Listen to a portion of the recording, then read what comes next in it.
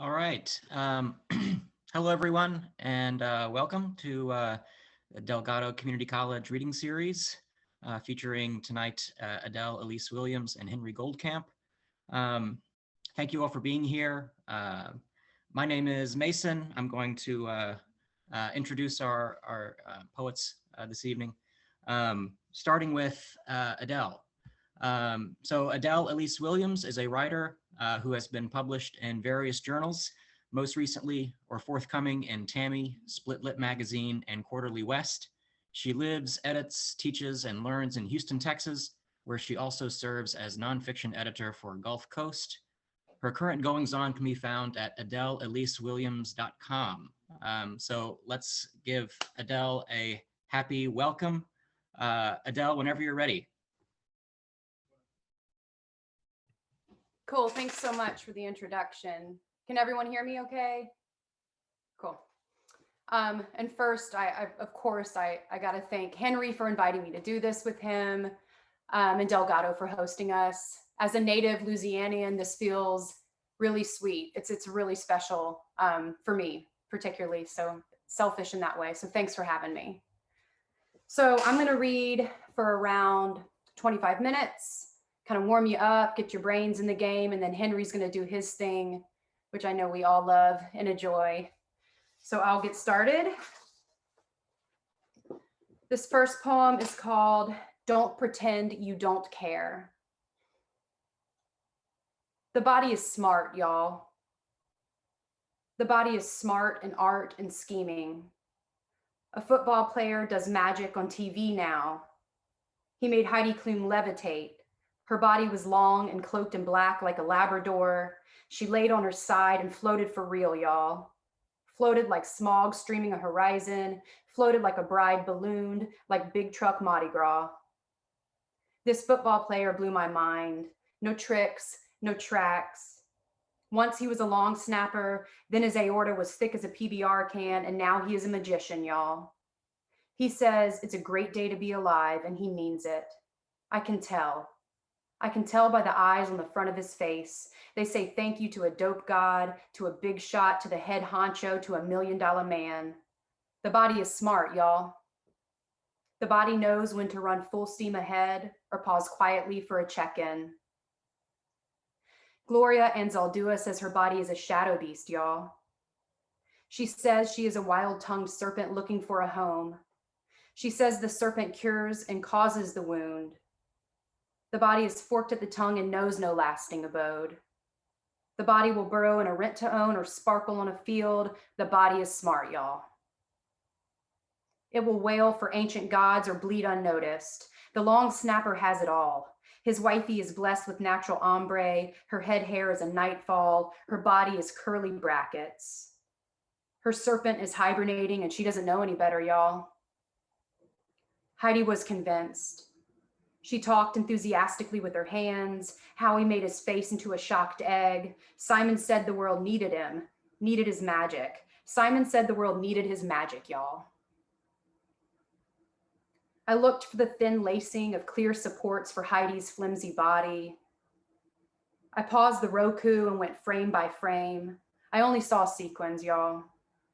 The limitlessness of stage light, the flick of a tail.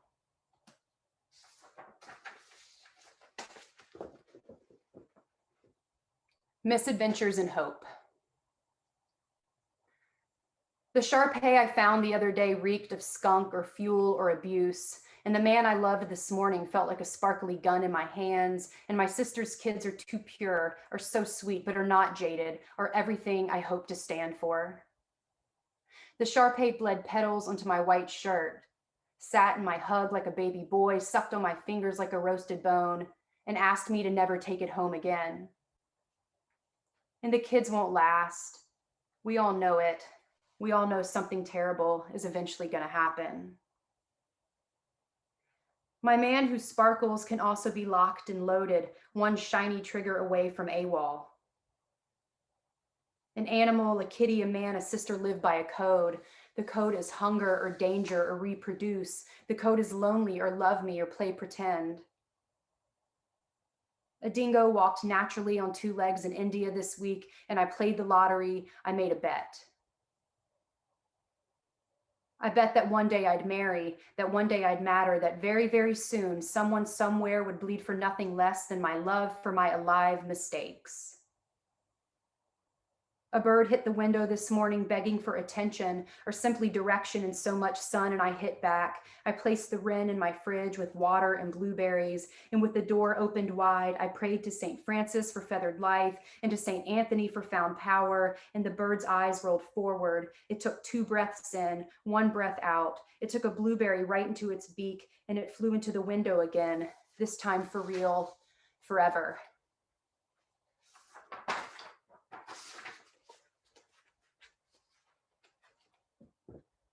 Confession as confession. I have horrible nail beds plus a trash mattress too, and I'm so tired of waging class war. I'm searching for jobs on Indeed by salary, which makes no sense because I only have one talent. It's not something someone pays for. I bought a lame car for full price because I had to buy something shiny at my age. I can barely stand my own gigged out face. I can't see past my wet egg eyes. I'm literally soaked at sundown 8 days a week. What I mean to say is I am junk and a drinker. My nails grow all broken backwards like. My feet are set wide and not cute from standing and serving and sweating. Suffer is suffer because I say so. Think about it. What does your bed feel like? Does it fold in like prayer hands from all the other lovers before you? Or did it come express in a purple box? Mine didn't. Mine came from Craigslist. Some Christians sold it to me, and then I fucked addicts on it, and then I martyred a man, and we sleep on that typhoon of regret together. I am American, and I want a Keurig. For real though, just hire me to teach sincere art. Just let me indoctrinate your kids. It's all shit out there. I want Sleep Number like God needs a victim, like I could just willy-nilly get sober and make something of myself. I'm allowed to say I'm pathetic. Are you here, reader? Can you look past the deprecation? Do you see my relevance? Did you note my name?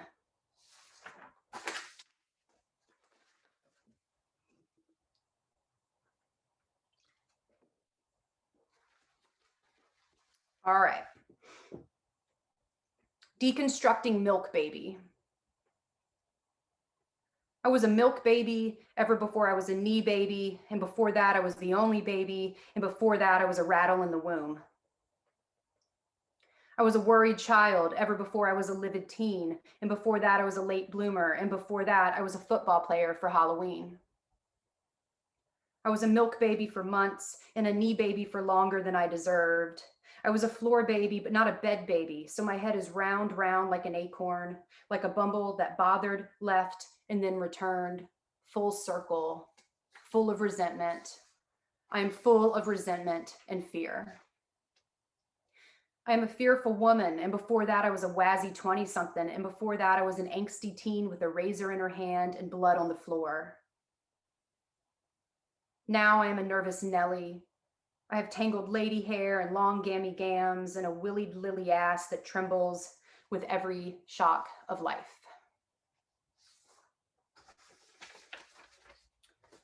So this next poem, when I was pulling this packet together, I was going to provide some context. So I was like trying to articulate how to condense a story for a reading to preface the poem. But the poem was written in a direct response to like this really specific creative experience. But I've decided the poem performs better on its own. Like I like it better without knowing that. So I guess I'm just saying that you don't get to know where the poem came from, and you're just going to get it as it is, which I think is kind of the thing that we should be doing anyway. I do wrong when I forget the body. Okay, there is body, yes. I'm not ignoring the body. It's all about the body. They're just as light too. I'm just saying there is also light, and damn, the body is so dead and so done wrong. And I say I know pain, but I'm not dying. My mother is not dying. My brother is not dying. My sister is not dying. My other sister is not dying. My dad is not dying. I just want to say the light caught my eye. I can't lie, the light was so beautiful like Eureka that I forgot the dead body for a tiny breath, for the tiniest inhale, like couldn't even live off that tiny bit of air. That's how small the forget was. And I'm just a person. I'm just a poet, and it only means everything when I do wrong, when I forgot the body. Okay, the light was more than the dead body. I'll say it. I'll say the thing. The light was so beautiful. I felt real brave and real smart noticing the light. The light meant more. I'll say it. The light meant more than the death to me. It meant not death. It meant beyond death. It meant bigger and badder than the injustice. It meant suffer ends. It meant sun. It meant bodies matter most. See, the body matters. See? The body is everything. I never ignored the body. I never not saw the not light, the body. I saw the body. I saw it in the light. The light let me see the body in the light. The light was everything. The light was so big and bad, so bright. I knew it was also the body in the light. The body died so the light had meaning. The light blared so the body meant more than a forget breath or a stoned poet. The light, the body, the light, and I'm sorry, body. I'm sorry I ever forgot your blood and brain and toes. Light doesn't have toes, just has exposed, display, a stage, a scene, a loss. Light only has the object it shows to matter, so I am sorry to the body. I am sorry I ever didn't not see or not saw you. I'm sorry for the toes, I'm sorry for the dead face, the face a wet napkin over kindling, over mulch, over a dice game. I'm sorry, body, that you were smaller than light, but are light, and you need the light to be body. But I'm most sorry, body, for the gasp of forget, for the lux of light and the failure of fail, that bodies die, that light lasts longer than ever, that the body has such expire that light means it all, means death and life and body. That light means so much body. I'm so sorry, body. I'm so sorry that I am lost and in the dark.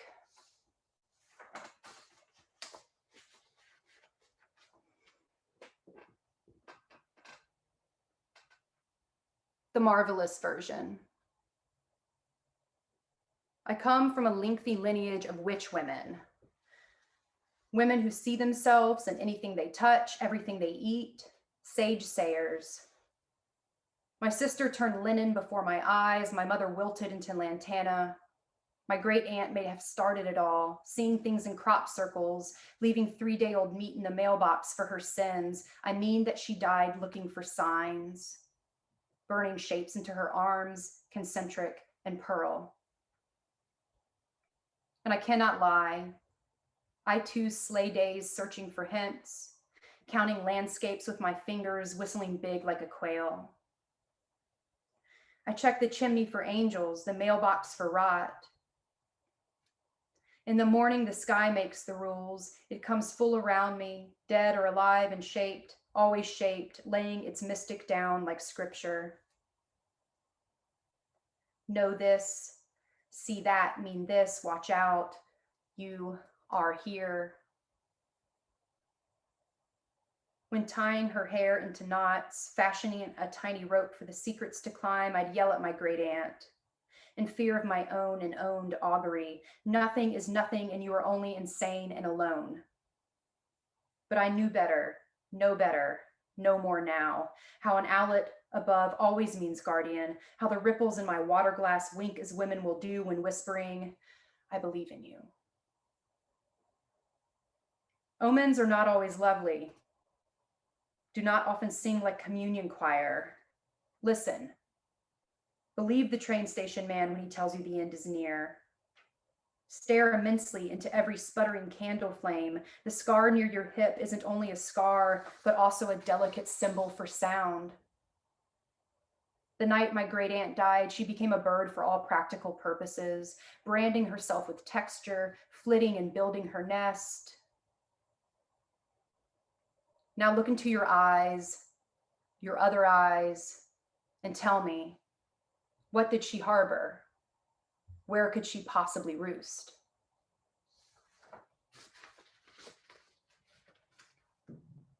Plath and Prism. Sylvia must have known what we all know now, that we are only as good as our most violent flaw, that no amount of Eckhart Tolle can mitigate original sin, the lure of that rosaceous rib. And how again am I powerless? In the full throes of mania, I plan to tattoo my entire body in Lithuania. I DM the artist, accept unnecessary FAFSA funding. It is a $7,000 project. Will I black out my nipples, Tetris my chin? I pursue reinvention every few months, corresponding with a rancher in Wyoming, contacting nunneries in Scotland, prophesying my own street cred upon opening a vintage shop. While in rehab in rural South Carolina, I am told to pray for my life to be enough, to beg my God to slow me down. But my God is a sago bonsai palm, a copper cast thumb bought at a yard sale, a pineapple gummy bear. I rely on redirection and reduction, on technicolor pipe dreams, and I doubt the God I've chosen can stop this amalgamation of failure.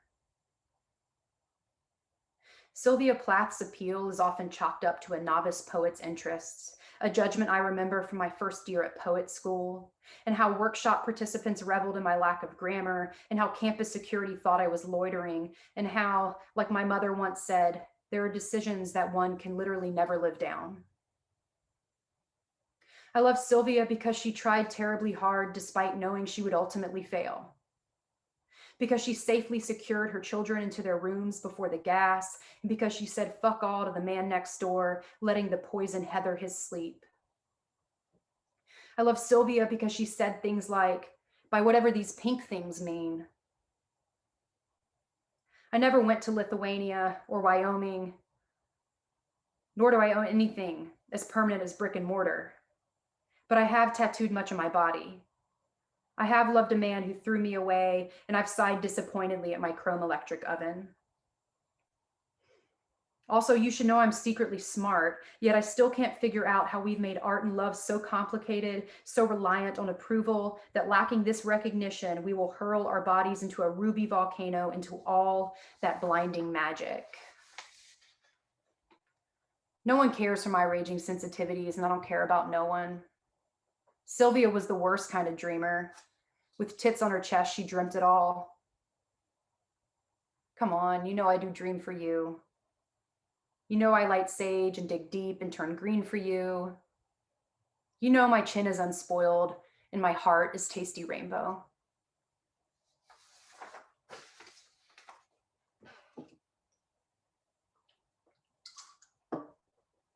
Gotta crush that White Claw. Self-portrait with darlings. Alone, I am at my very best, but I seem to always be followed by darlings. Darlings with sharp teeth, or darlings with fuzzy bodies, or darlings with big bellies, or darlings with wide shoulders like bookends. I do not mind the darlings. I do not mind the kisses from lips like long purples, or little lips like shell shards. I just miss myself all alone on a Craigslist mattress or a borrowed rug. I miss wearing tops, no bottoms, cheap gold robes, drinking sparkles and Stoli, eating a sandwich for every meal. I am a hell of a catch alone, but with darlings, I am less in love with myself. With darlings, I am mama or host or maid or teacher or quiet, quiet, quiet. I am totally, or I understand, or try deep breaths. With darlings, the borrowed rug is bought, the bed is made, the beans are soaked, and with darlings, with loving darlings, I am all in. My sister says, you too alone are magnolias, you alone are a delta flower, you don't have to be thirsty ground cover, kill your darlings, darling, kill all your darlings. But then who would rip the sheetrock from the walls? Who would wring my neck?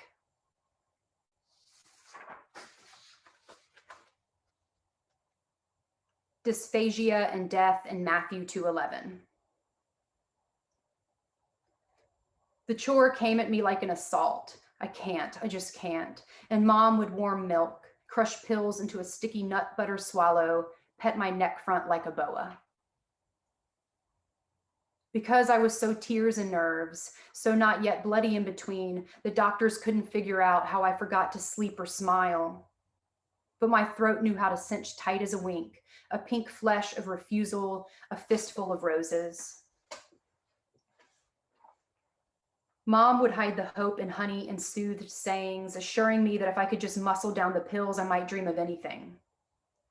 Maybe I would feel easy and not want to die. What does a 10-year-old know of death besides dirt and worms?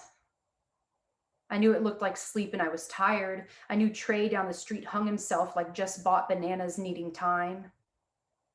We smoked gutter shorts and talked about his sister born with her heart upside down, his delicate and dying mother. Trey gave me a Michael Jordan Valentine that year, and a wet kiss, a tooth tap, and I didn't fix the chip until he was long dead, long neck even longer by the weight of the weight of the hang. And the pills couldn't work because I couldn't swallow them. Blue and round, like a cupcake, a sapphire, a clown spot, a bruised seed bearer, a tired eye, a promise, a promise, a promise, a promise.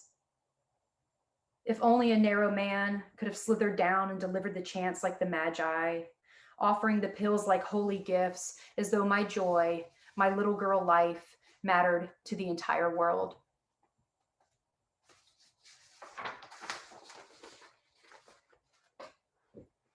I'm going to end with a poem for my mother titled Sestina for My Mother. When godless and manic, to fill my aching soul, I hunt for mothers, train trekking, mouth wide for women, straight up chomping mothers. I have no real reason to need, no extravagant loss to justify my unruly and inordinate desire for mothers. I am 36 and guileful and only Adele. I calm my lover about his mad mama, his not Adele.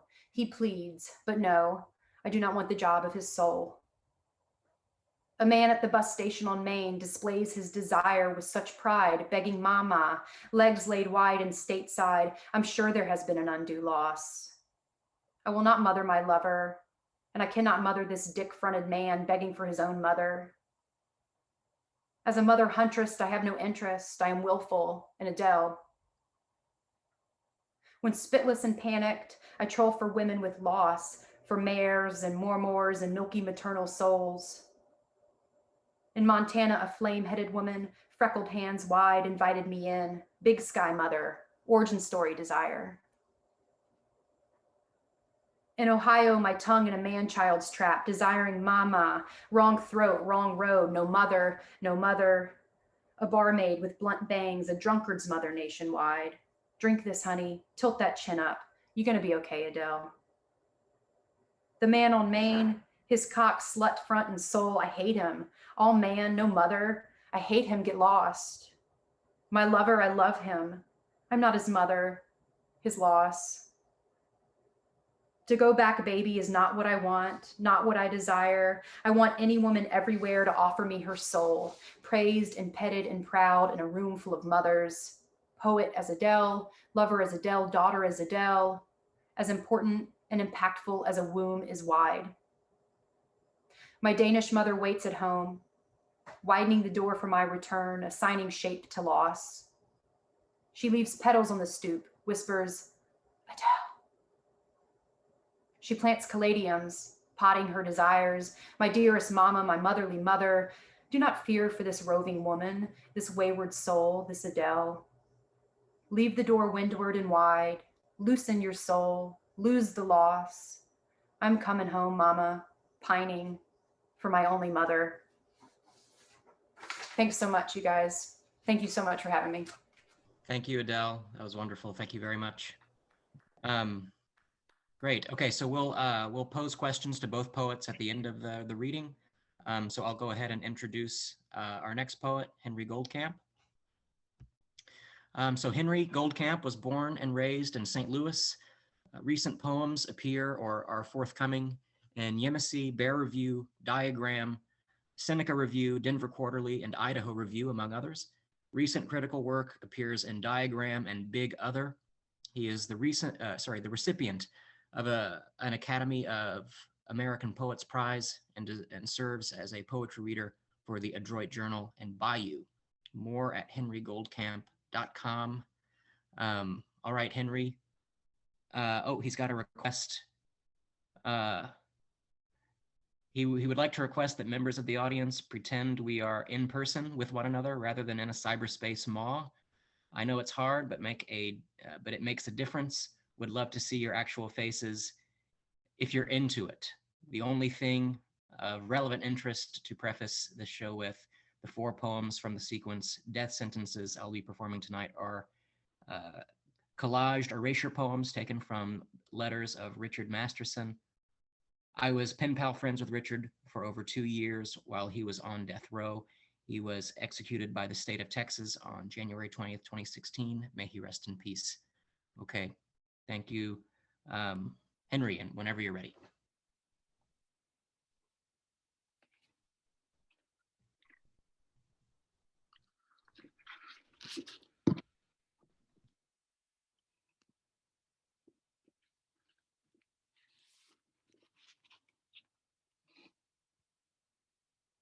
Where am I? Here I am.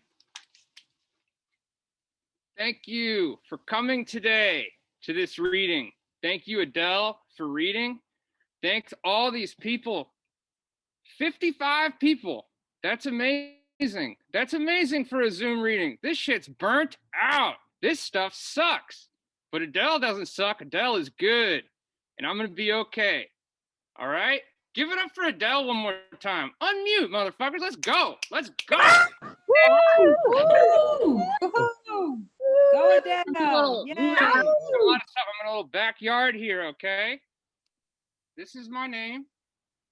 And this first poem is called "Oh Boy with a Little German," or Hundekuchen. Let me see if I can get this right.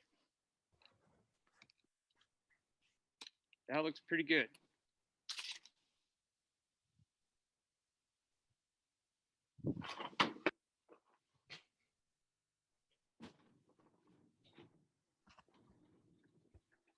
Oh yeah, that's good. I sometimes hit the dog that stares out the mirror with a sun-spotted paw. That mirror who blew my pupils warm as plum. Blood pooled, he's a big hairy bull, and these hanks are sticking. That rat line tickles my hosshole, and I like it. Friendly with that I can't scratch. Many strains of flea, the hair of the me, this bitten tail bald and tucked between. So we.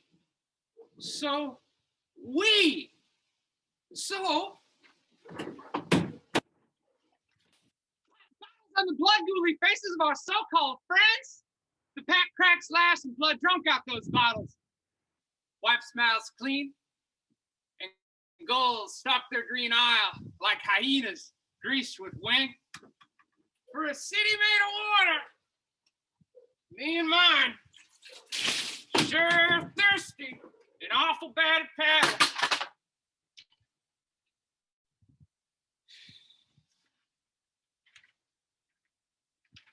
I got too excited. Float me like a Sumter chump, baby. Fill my belly ache, echo, rock, and weed. My dosage ain't gone overboard in a dog's age when the stomach pump did what you wanted it to do to me. Do to me. Can you keep us pretty, please?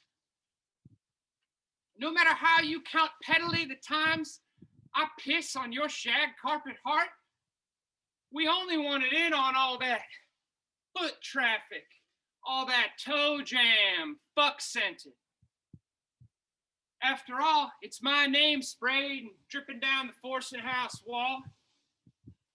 Oh, to some lamb chop, you the last hobbler of my flock. Every itch in my body wants your pants stretched moonward. Do we herd one another? Raised talking pit, but get by in Pomeranian. Neat trick.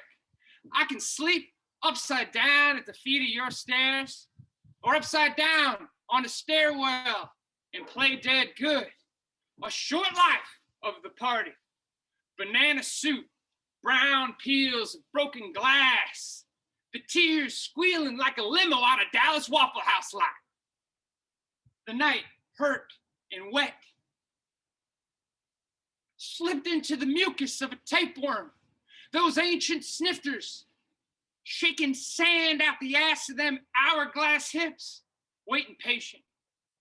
I ain't seaworthy to retrieve you, but only say bitta, and I will come here. Ain't never nipped higher than a stifle, no necks, no crowns. A changed man, sober as a goat. Look at me. Lip this spigot. This cast iron city water, a rager thrown upon the water wagon, and you, my thirsty VIP. Can't the active eat down its own form of muzzle? Your wire tightens its high tide across my slack jaw, talking all wrong with a rant speckled black. Them bite moves. Your snare pull got soft in that bug-lit moment, just before you noogied 20s in my hair and said, "Mein Vergnügen, my sweet." Like it's a cinch, manhandling that cable wire you lead my animal with. Yeah, man, I do sometimes hit the dog. Only that. The mirror can shed its fur for millions that way.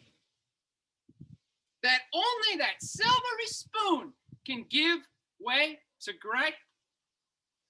Singing its broken song, soaking its pizzle pieces until the fun done gone, throbbing its hooch in my hand, seasick with this blubber of land, begging red, let our morning keep geeked and breathing.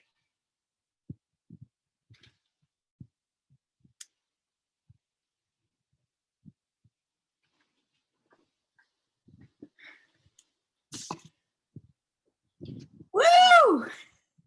Thanks. Ooh. Yeah, baby.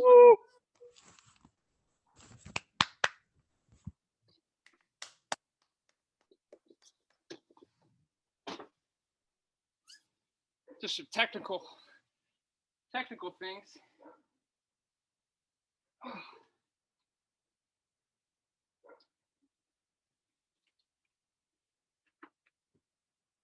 These next two poems are called death sentences.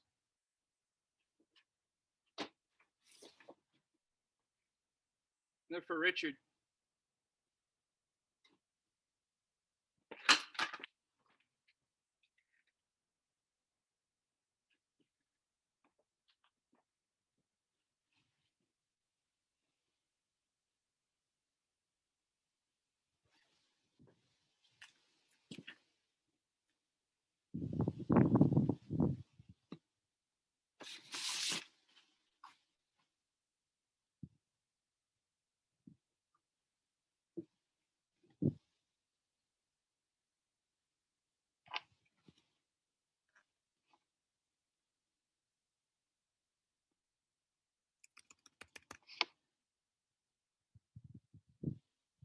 I paint landscapes mostly. Sunset things change color like snow, purple and pink or whatever. A black bear like a turkey through a cornfield. Come out the woods all the time, yelling from all the animals. I am a person.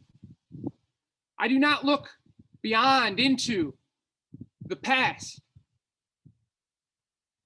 A house with a dirt floor, a big school bus filled with billions of stars, I paint landscapes mostly, but have done a few other things.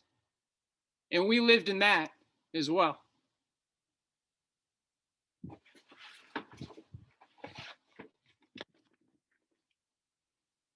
One more.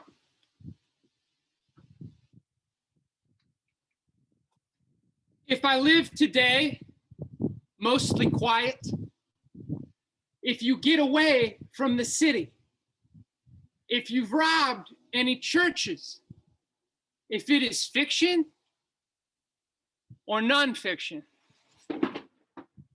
if this is all there is for me, then tomorrow will start.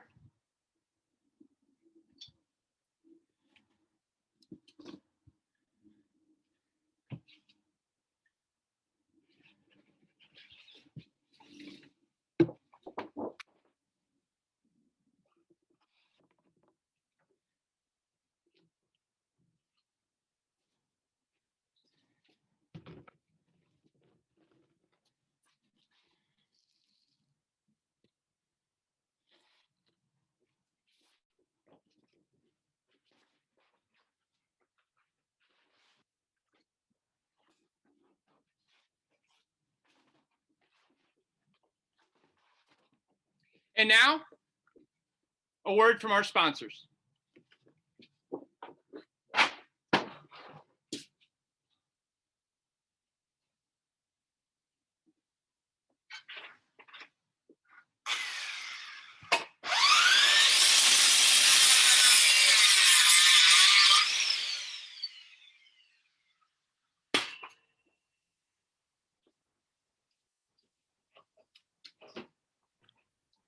Say hello. Hey, Henry. In every ancient depiction,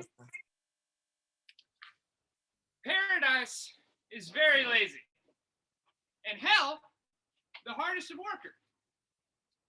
That's why I drink Corona Extra after a hard 45 minutes work. Wait, hold on. That's not right. Let me try again. This is a word from our sponsors. Oh, here we go. This is what I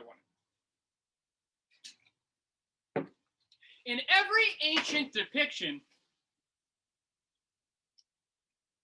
paradise is very lazy, and hell, the hardest of worker. That's why I smoke American Spirit Yellows, straight from God's naturally addictive earth. Wait, okay. Okay. Paradise, okay, right. So in every ancient depiction, paradise is very lazy, and hell, the hardest of worker. That's why I start every morning with a fresh cup of Pennzoil.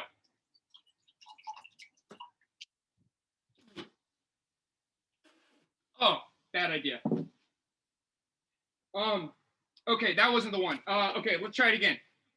In every ancient depiction, oh, that's right. Okay. In every ancient depiction, paradise is very lazy, and hell, the hardest of workers. That's why I take name brand prescription Xanax from my local Walmart Supercenter pharmacy. Oh, ooh, that oil still tastes pretty bad. Okay, that wasn't the one. This is the one. This is a word from our sponsors. Right? This is it. This is the script.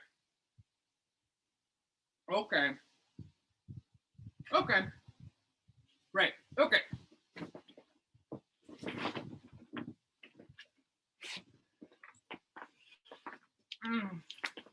In every ancient depiction, paradise is very lazy, and hell, the hardest of workers. That's why when I fuck a poem, I only use America's most trusted prophylactic, Trojan brand condoms, ribbed for the Poetry Foundation's pleasure. That's a word from our sponsors. My grease paint's going nuts. Okay. Woo! All right. This next one is just going to take a second. It's going to probably take about 60 seconds to get ready for it. But that's okay because like we're on our phones all the time anyway. So just play on your phone for a second, and I'm going to get this ready. Thank you.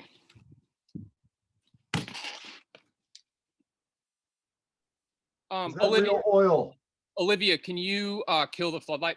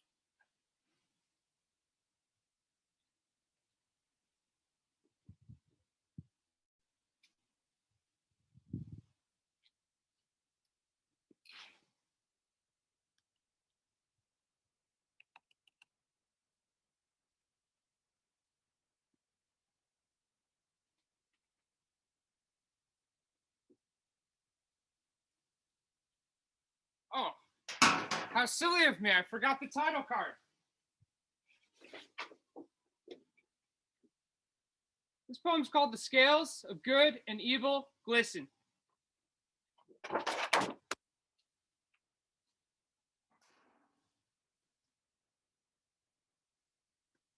Fish, if hell wet, welcome Matt, hell's bells, hill Billy, billboard, free stuff, must haul,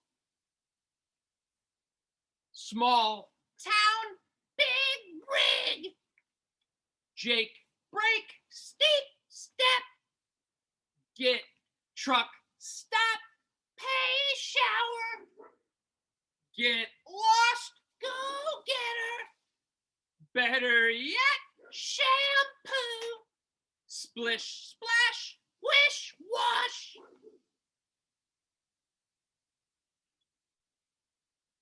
milk, sop, silk, weed, clean cut, dirt ball, kettle, coal, eye candy, low brow, sweet,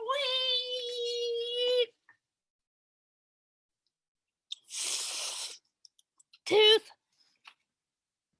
salt, lick, hell broth, hocus, poke, glory hole, hallelujah, low blow, mouth, organ, stage fright, fry, oil, icky dish, doggone fish food, hash, brown, colorblind, news, print, it, kid, mess, kit, P's and Q's, quaaludes, shit bricks, strip mall blue balls. Alpha male mega sale. Dead broke no bones. Goose egg bad day. Big night honky tonk. Hunky dory horn dog. Cow college jerk meat. Dead bolt live nudes. Ball out. Ping pong. Dang girl. Dang girl. Boys, future tense. Acid rinse, stone wash. Gold denim boot cut. Hi you, fuck you. Bitch ass shit talk. All bark, no bite. Worm, hook, worm. Antibiotic. Prolix. Take nice. Good dog. Good God, fine print. Hell box grease trap. Happen chance mercy kill. Mercy seat take one. New me who knew. Good bookworm. Dog ear pussy foot. Loud mouth soapbox. Bait shack half breed. Bunny bread bloodshed. Caught shiner right hook. Hen peck fish wife. Dragnet rerun. Homespun cola cancer. No work blowjobs. Happy B-Day death wish. Dead dad bang dope. Big shot mom mad. Sump pump spoon bread. Xmas ham hot plate. Lukewarm moonshine. Sunrise rose hips. Hourglass. Sad sand. Bad hand. All in. Hell no. Go fish.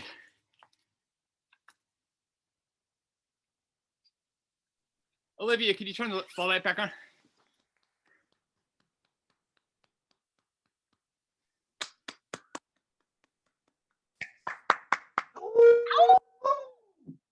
Give it up for our stage manner. Yeah. Yeah, for O-Dog. Right, Olivia. Oh, What a mess. What a mess.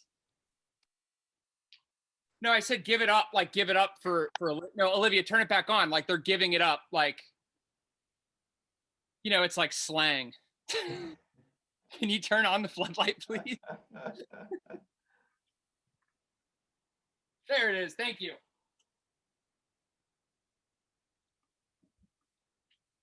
All right, let's get back to normal. yeah, right. No going back. Oh, good. This is a fun one. This is a fun one. And don't worry, I know I'm going long, but this is only 2 lines. Let's see. How's it look? Pretty good.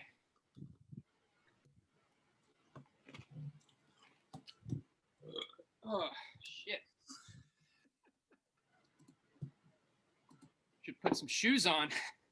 It's a good idea. It's cold and wet here in New Orleans. Lots of people from different places here. Lots of St. Louis people here. I see you and I appreciate you.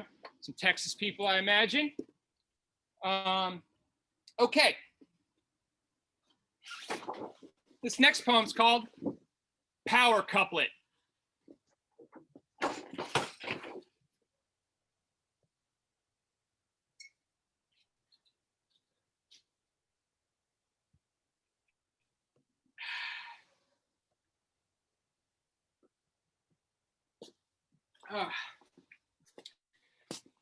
This is a good one. Everybody can drink on this one if you want. This is a good one to drink on.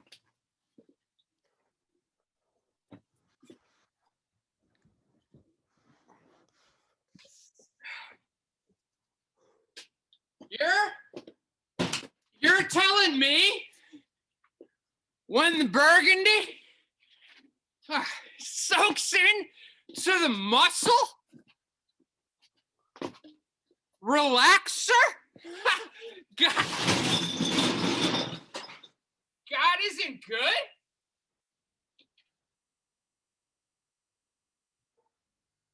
That's called power couplet.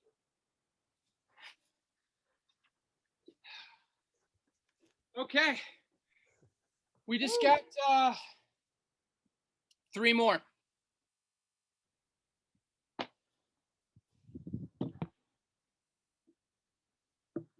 I'm going to do 2 more from death sentences.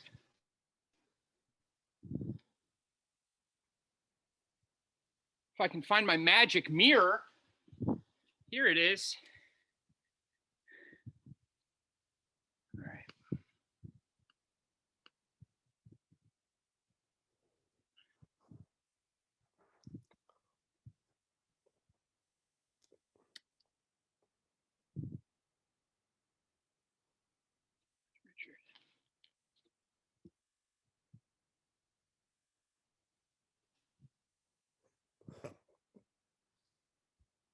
Dude, I do not fear death. Everyone else pretty much abandoned me. No, I don't think I am happy because I just think handcuffed. Drunks and Bible thumpers. Everywhere we go. We have been both. His face is something in my mind all these years. It is like the Bible beat the living shit out of me. I love the rain, but not when I'm trying to walk around and see the sights.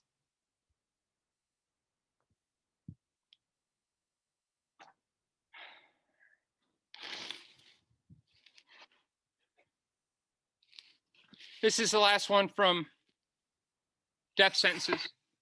And then I'm going to have just one more poem after that.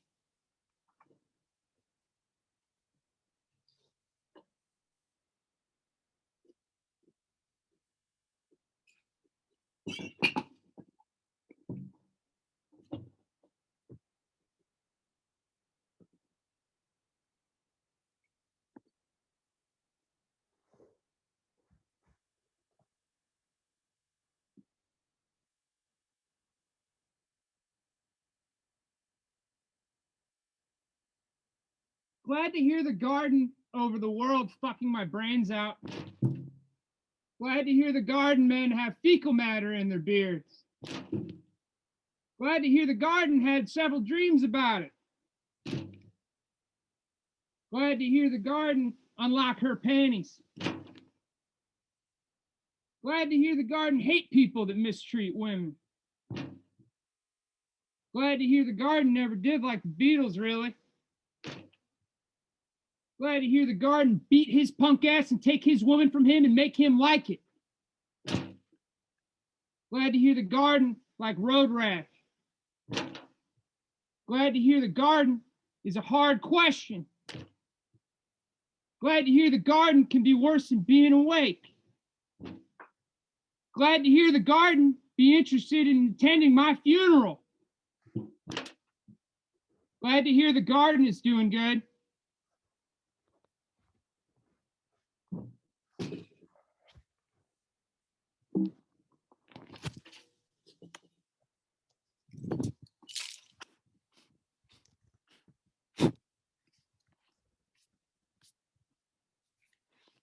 Whoops. That sad poem's brought to you by Miracle Grow. All right. One more. You know, I'd like to rush it. I would. But it's only right. It's a nocturne. I started with an aubade, ended with a nocturne. You see what I'm doing? Yeah? See it? Nocturne's night, aubade's day. Okay. Awesome. So smart. All right. I'm going to get in the dog suit one more time. And I'm going to set the computer up over here.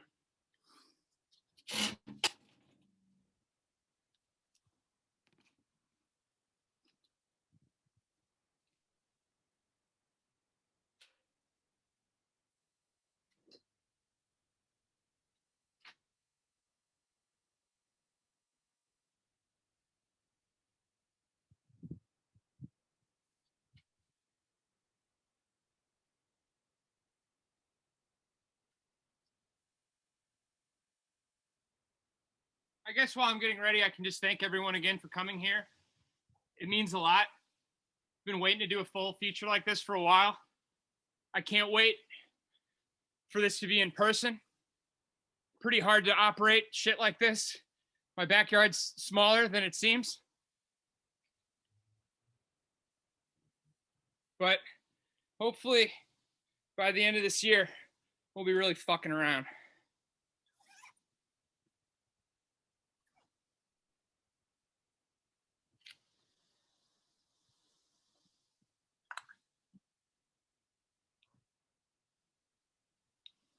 There we go. Got my puppy nose back.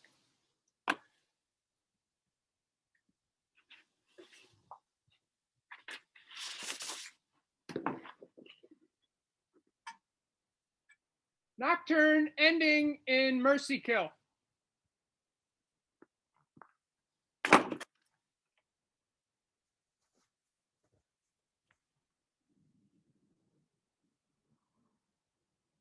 My belly a carton of agate and lead.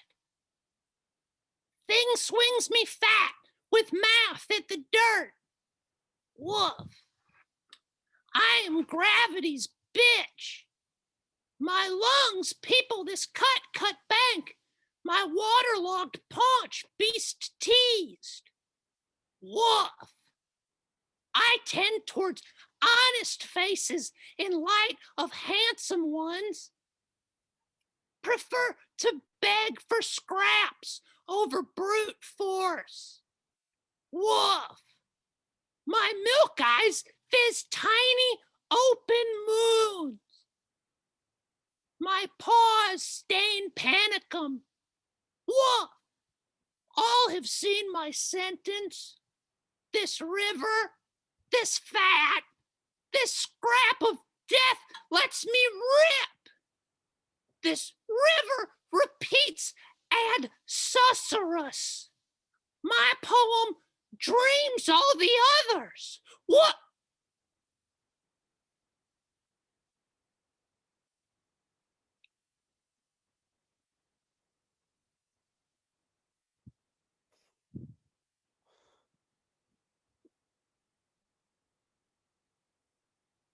Oh, fuck. Woo, that's it. That's it. Woo! Oh,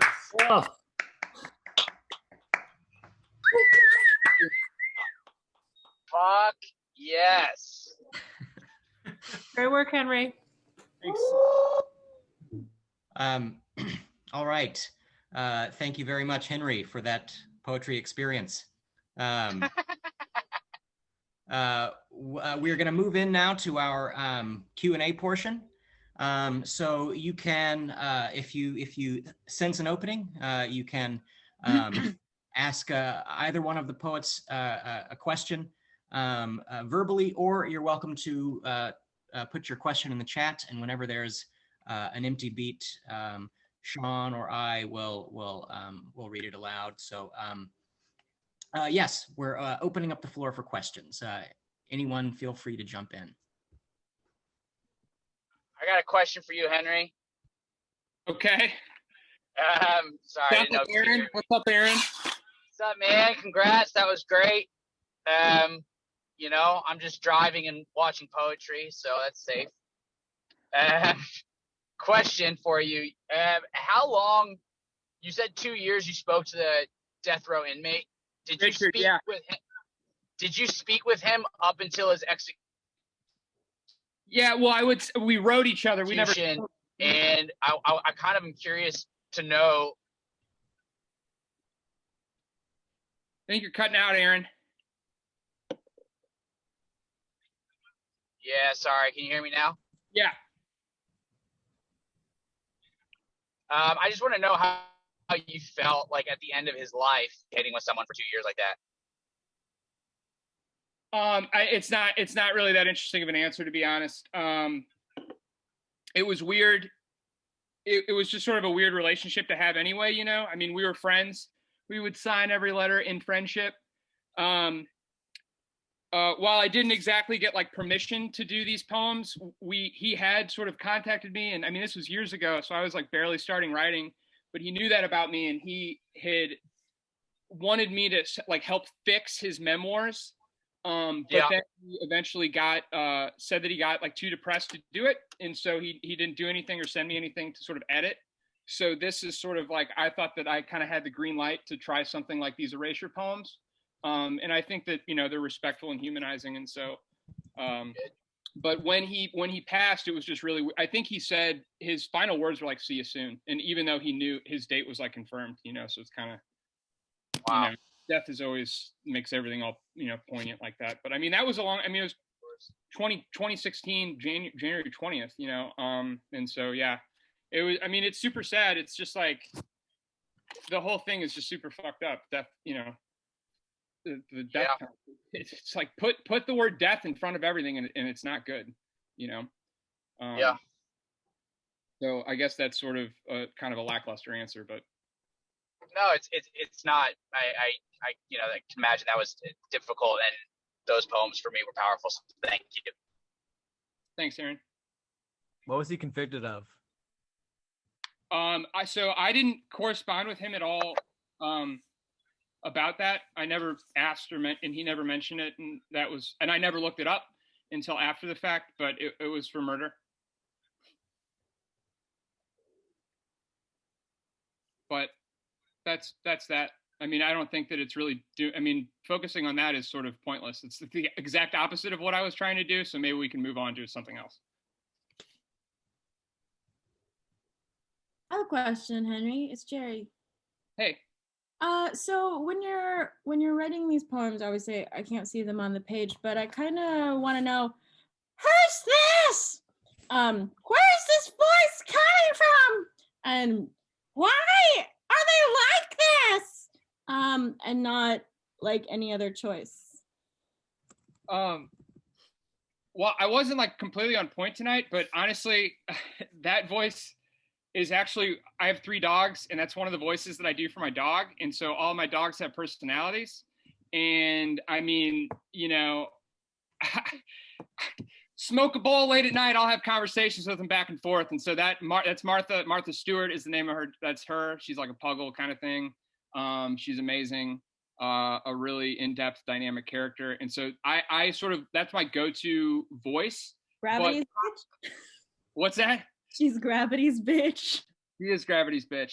She does have a little fat on her too. So that's like my dog voice. And so it's sort of, that's what I have the best down tap, but it's really hard because she's really throaty. And so projecting tonight, it wasn't quite the same as it would be like if we were in person, because I have to project so loudly for, you know, I don't have a good mic or anything. So that's where it comes from though. And then I've kind of just manipulated it into voice work of like the scales in good and evil glistening, going back and forth.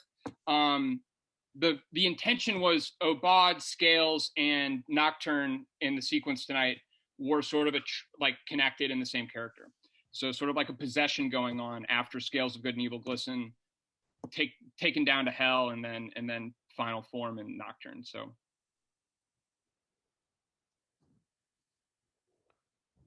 Thanks for the question, though.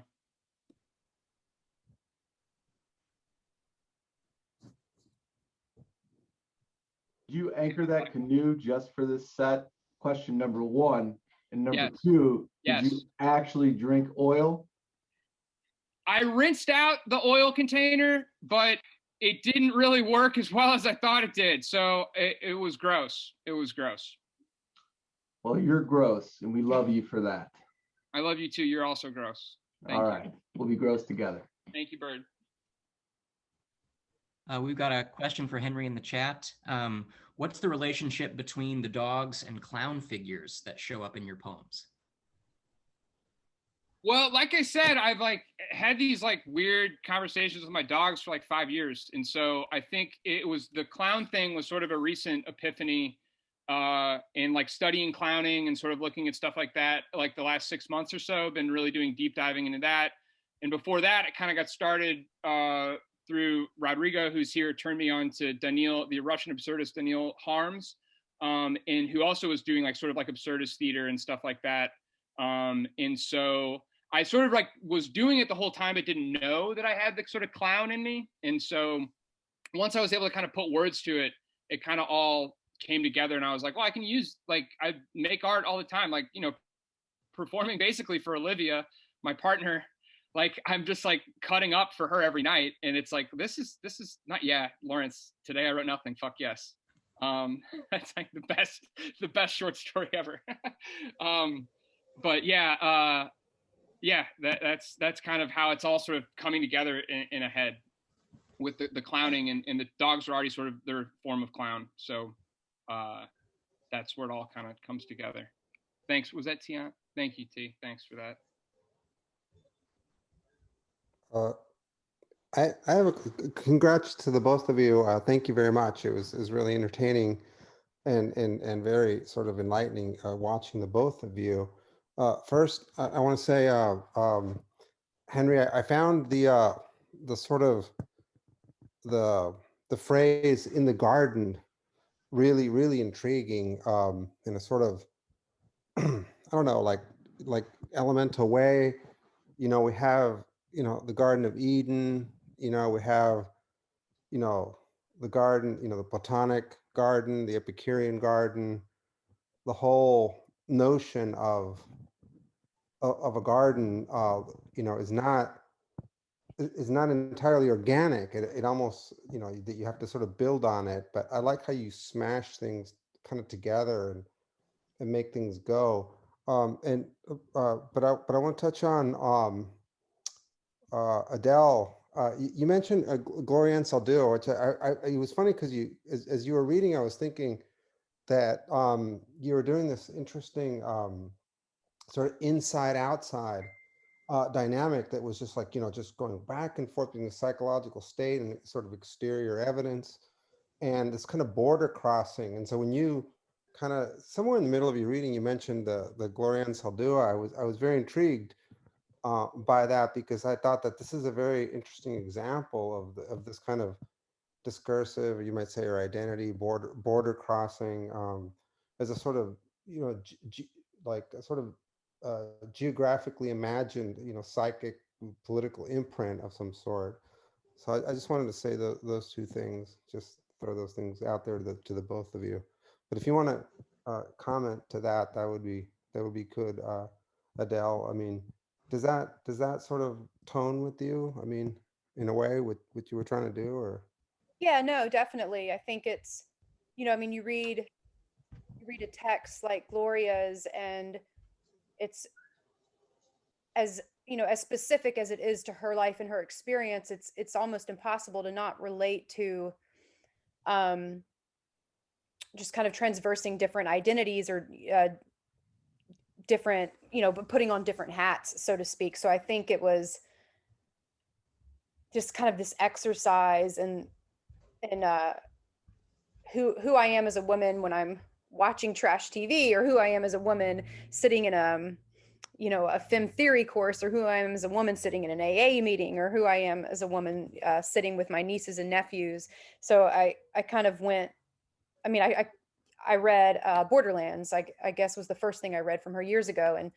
And it just opened my eyes to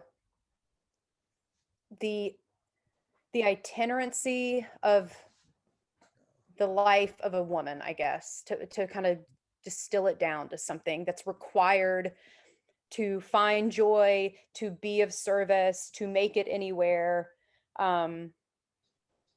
And that's certainly been my experience. So I think I was playing with it kind of pop culturally in that moment. And I'm glad that you gleaned what you did, because that's what I was hoping would happen.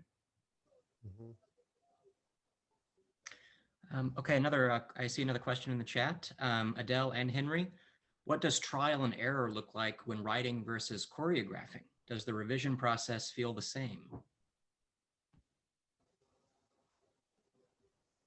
Adele, you want to go? Sure. Yeah. Trial and error when writing versus, you know, I was actually thinking about asking this question to Henry, because when I read, so if I feel like I have a revision process that concerns revising on the page for the page in its further life, and then revising the poem for reading it. And I definitely, like, as far as having my own kind of work organized out, I have different, you know, I have like multiple versions of poems for different, what's the word I'm looking for? Venues. So there's definitely a distinct difference there for me, as I'm sure, you know, even more so for Henry. But I am a huge, if I'm writing an email to someone, I'm an out loud reader. You know, if I'm writing a research paper, I'm an out loud reader. My poem, I don't think I can write a poem without saying it out loud during the process of writing it. And that, I feel like, is definitely attributed to, like, growing up writing poetry in the 90s, when it was very slam based, or at least that was my exposure. And I'd, like, you know, pop in the VHS to record Russell Simmons' Def Poetry Jam, and, like, I lived on that. And so now I can't drive with sound if I'm not saying it out loud. And even as as a teacher, or just having a conversation with my partner, you know, I'll say something 3 or 4 times to hear it out loud, to even understand what I mean. It's got to be done that way for me to even know what I'm actually saying. So I think it's, as if there's a similarity between crafting and revising for the page and for presentation, it's that, for sure. That's a direct link of it just being spoken.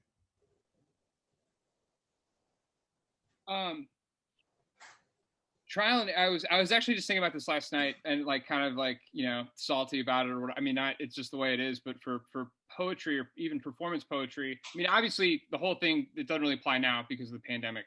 But before that, it's frustrating, even with a you know, as my work has grown more and more performative, it's sort of like, I can't bring something like this to an open mic. Like, I look like an asshole, you know. I look like, just like, there's no way that I could, like, oh yeah, by the way, I'm gonna unload my truck, you know, so I can say 2 minutes worth of poetry, and can you plug this in for me? And also, the smoke machine, do you have the fog machine ready for me? It's sort of you know, whereas, like, something like stand-up comedy, which I, like, dabble. I wasn't very good at it. I, like, dabbled in it, like, years ago, where it's like you have open mics all the time, and there's, like, this space to where you can practice this all the time. So I practiced this as much as I could, and in my head, it's beautiful. You know, it's like cinematic and all this stuff. And then it's like, oh, it's fuzzy and it's on Zoom, and it's like it's just not how you think it is at first. So I was kind of going through some disappointing motions as I was kind of doing the camera work last night in preparation for this, and the trial and error, though, it really is, it's true. Like, one of my mentors at UNO, Adele Henry, once asked me, and it was a good question, because it put in perspective for me. And it's a simple answer, but she said, she asked, do you feel that a poem of yours is finished if you don't perform it? And the answer is no. Like, if I don't know how to perform a poem, then it's not done. But I find that if I know exactly what I would want to do, the props I would want to bring in, the moves I would want to bust, then I know the poem's finished. So that was part of the difficulty with that first Obad poem, was I was editing that today. And so I was memorizing what I had yesterday. And so I would be like, wait, I switched that line around because this is how I want to do it. So you're kind of like, you're doing stuff so last minute and stuff like that. But it's sort of, I mean, there's no real, I mean, I don't know, maybe there is. There's no real practice for me. What the whole basis of, like, clowning or whatever is the best way I can think of it is, like, an aggressive vulnerability. And so like leading up to the show, I had all kinds of ups and downs. Like all we do as artists, right, is like always like thinking like, oh, I got it. Like, this is great. Then the next day you're like, what am I thinking? Like, this is so stupid. And so I was obviously going through that a lot. Oh, I'm going to put a gold tooth in, wear a dog costume, and wear a sailor's cap. And I'm 32 years old. And I'm going to get in a canoe and say some words. Like, if I put it in plain speak like that, which I do a lot, I freak myself out. I'm like, what the fuck are you doing with your life? But it's how I think. It's what I want to do. It's like it feels good, and it feels good to have a receptive audience. Like, yeah, I mean, it's like great audience and great questions. Like, thank you for coming and seeing it. So yeah, it's just sort of trial and error, man. Yeah, I hope I get more shows. Like, that's to practice it more. You know, to err more, I guess is the vibe. We've got another question in the chat. This one is for Adele. What is the context of the Love and Body poem? That's my aunt, y'all, asking that question. So I wrote a poem. I wrote a poem several years ago about a photo of an SS guard, to be completely transparent. It was like he was drowned in a puddle of water. And I wrote about everything around that body, but not that body. And then as some of you may have experienced, you know, you take your art to the workshop, and the workshop likes to live in like these politically tense spaces, which I don't think they were necessarily wrong by any means, but I do think that as artists, there is something to be gained by being less by like losing motives in our workshop spaces, to say this very vague, just to not say what I want to say.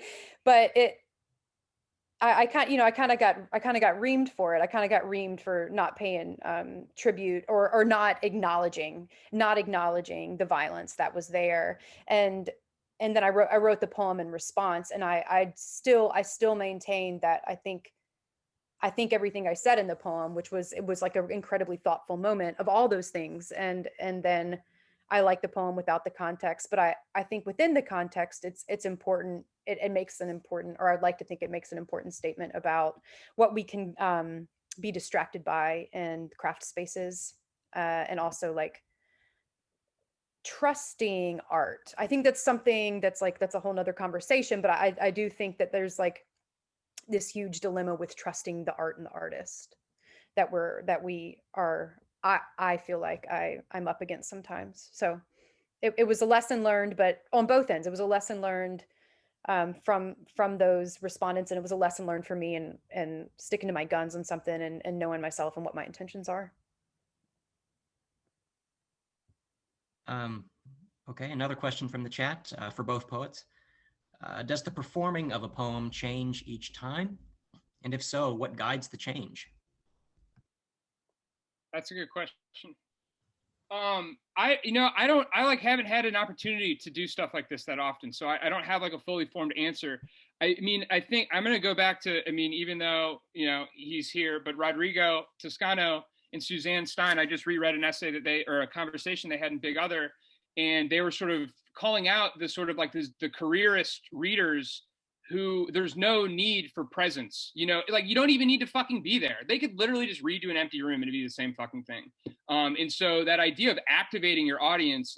So I have like several pieces ready to go whenever things get like crowd work. Like I want to do crowd work. I want it to be different every time. But at the same time, I'm also thinking of the poet John Giorno, who in his memoir that just came out pretty recently, his posthumous memoir, he passed away about a year ago or so, is that he would memorize it as if it's a song. Like as if you're a musician, you always kind of play the song pretty much the same way, but you can kind of tweak it here and there depending on the energy. But and then also the other ideal that I strive towards but sort of faltered with today was he also is a big believer in memorization.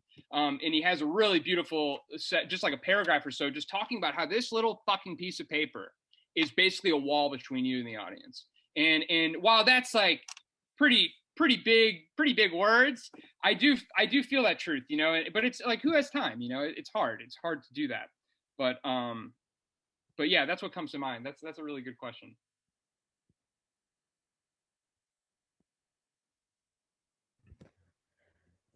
I'm thinking. And this is a very self-centered answer because I'm a very self-centered person. My performance are, they change on who my audience is, which is not the answer I'd like to give. Honestly, I'd like to say that didn't. I think that every day if I had a mantra, it would be fuck the audience. But as much as I want that to be it, it's not the reality of the situation. So who my audience is, hell, I mean, my self-care for that day. If I read, if I read like Leslie Scalapino, like if I read a poet from the 70s, or if I read somebody right now, that might fuck with my head for like what I feel like is important aesthetically. So for me, and I think this is maybe an emerging poet conundrum as well, as just insecurity about what I'm doing. What does someone want to hear?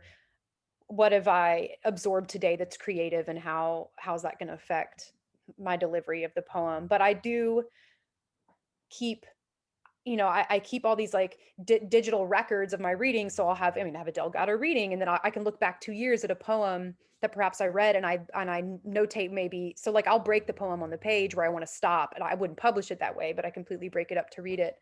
And it's interesting to see where those changes are made. And I think that's also just like maturation, just like as I get, more realized with my own work, it changes.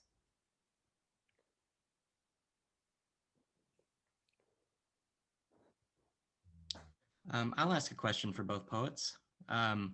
What do you do to keep yourself writing, or is it effortless? Okay, I'll start. I don't know about effortless, but I mean, for my experience, I mean, I probably haven't stopped writing in, I don't know, like 2 years. I mean, I don't consider like a week or something.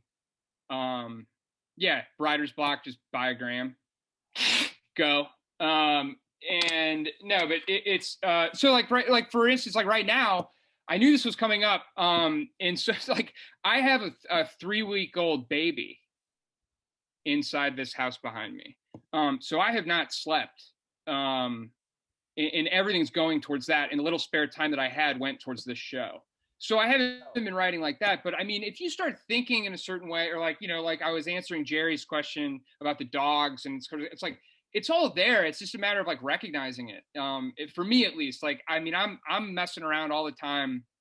And so, yeah, the writer's block thing, thankfully is not ever like struck me for a very long period of time, ever since I've really like adopted the practice. And because if you're not writing new shit, it's like I have so much old stuff to work on anyway, then I consider that writing too, because you'll come up with new lines. So it's just like once you have a huge fat mountain of work underneath you, I mean, you just hike around all day. I mean, it's just like you can always find something to work on.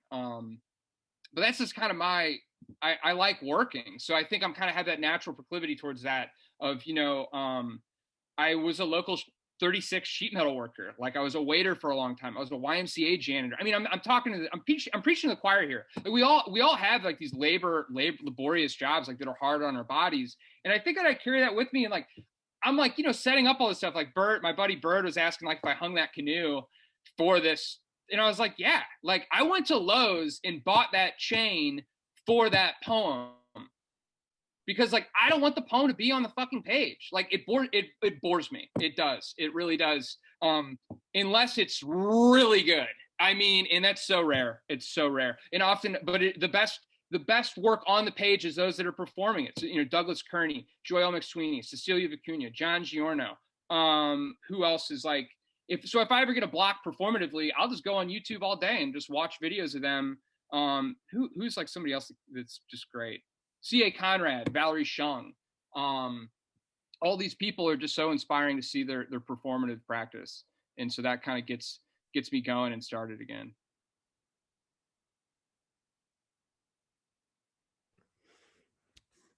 I kind of don't. Okay, the question was writer's block. Yeah, I kind of don't. I mean, this sounds like shitty, but I kind of don't believe in writer's block. Um, I mean, I definitely understand like there's moments where I don't feel creative, but I think writing, okay, for me, speaking for me, writing for me is a complete discipline practice. Like the kids, like when I was in elementary school, just like picking my ass and they were doing violin all day and shit. Like that's definitely what it looks like. I think it's discipline. I think it's devotion. It's a decision. It's a commitment I made to something. I do it when I don't want to do it. I do it when it's shit and I just keep doing it. Um, and to be completely transparent about my process, I write often and I write badly often, but it's what I it's what I do now. It's like I've run out of like I feel like in my head I've run out of options. Like this is what I do, it's what I love to do and it's what I'm going to do. It's just a decision made. And I know plenty of writers who write fantastic work who don't operate like that at all. But for me and my type of like neuroses, that's exactly how it looks. I think Henry and I can kind of relate on that ethic. Like I'm just is when I get into something, I'm 130%, I'm obsessed and it's a done deal. And I have such a fear of failure that I honestly don't do shit if I think I'm not going to have some semblance of success at it. I just like, so I rarely learn things. That's what that looks like because I don't want to fail at anything. But I, I don't think it's like incredibly romantic. I don't wait for the moment to strike me. I force myself to write and it's bad. But for me, I gotta write through it to get somewhere. All right. Okay, we've got one more question in the chat before we come to a close. This one is for Henry. Earlier you said that you did stand-up, and I see that you kind of incorporate that into your performance. And how do you do that? I don't know. I don't know how to do. I oftentimes like I'll sorry, still getting the Miracle Grow off the computer.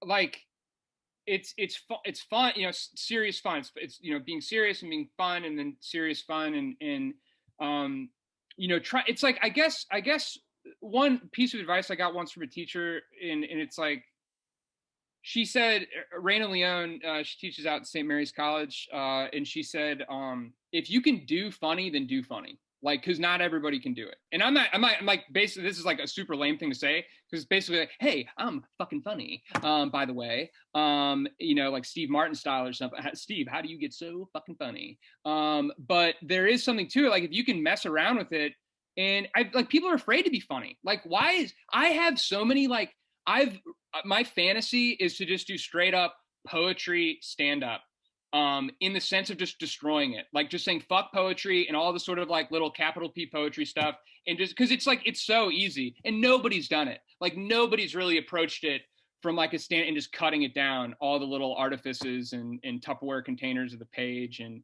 just smashing it. But in terms of like that experience, I definitely carry with me. Talk about Adele was talking about failure. Like holy shit, I have bombed. I've bombed, and then one time I killed, and it's like that is something that you'll chase over and over again. And so it's a pretty easy transference over into performative poetics of hopefully when we can do this live and do other things, it's you put yourself out there and you might fail or you might kill and you're not sure. But it's sort of like I was thinking today about when my mom's a really good cook, and but growing up she never used a recipe. She would always just like use what she had on hand, but she knew how to put it together.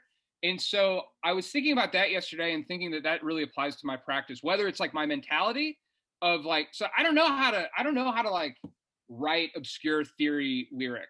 I don't know how to do that. I'm not smart enough to do that. I mean, that's one way of putting it. It's not even like a smarts thing. It's just like a thing. But like physically, like the shit I have in my backyard, I'm like, okay, these are props. Like, all right, I got a wheelbarrow, I'll use it. But how do I use it? And just using what you have. And same thing with like comedy background or whatever your experience. I mean, everybody's doing it in their own way. Like, oh, okay, the drugs I did, the people I've hurt, the people I've loved, you're all just carrying it and putting it somewhere, just hopefully like, I don't know, kind of gracefully. But thanks for that question. That's I haven't really thought back to the stand-up stuff in a while, but Okay, all right, so another big thank you to our poets, Henry and Adele. Thank you very much again. And yes, one more round of applause, quiet applause. And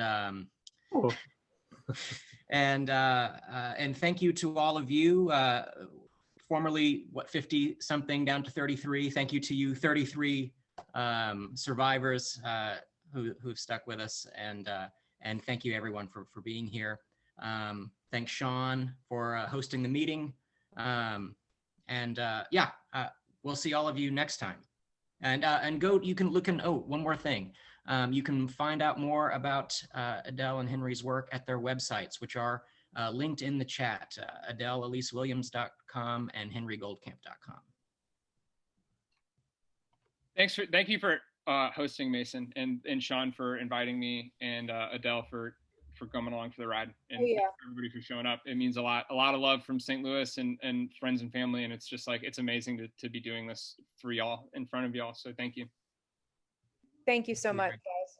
It was great. It was fantastic and special, and like one of my kind of favorite reading experiences, frankly.